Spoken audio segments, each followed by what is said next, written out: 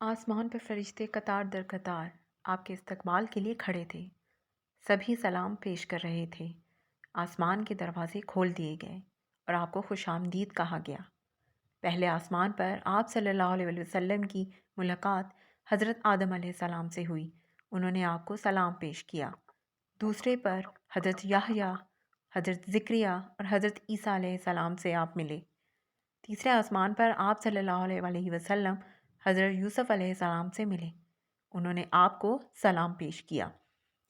حضرت ادریس علیہ السلام سے آپ چوتھے آسمان پر ملے۔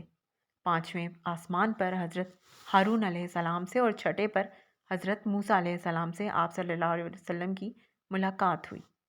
ساتویں پر آپ صلی اللہ علیہ وسلم حضرت ابراہیم سے ملے اور انہیں سلام کہا۔ راستے میں آپ صلی اللہ علیہ وسلم نے جنت اور دوزخ کی بھی سیر کی۔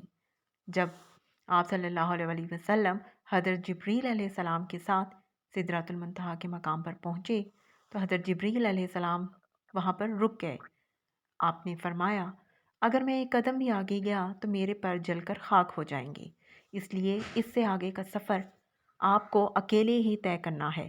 چنانچہ اس مقام سے آگے عرش الہی آپ نے اکیلے ہی سفر کیا۔